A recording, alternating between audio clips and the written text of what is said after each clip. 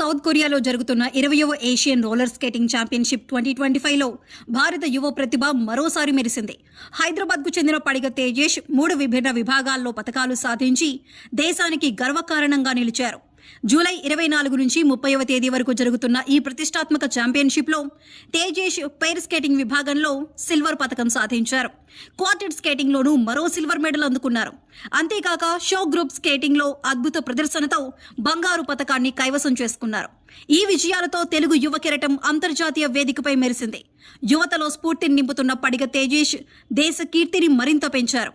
భారత క్రీడల చరిత్రలో మరో కీలక అధ్యాయాన్ని లిఖించిన ఈ విజయాలు దేశం మొత్తానికి గర్వకారణం.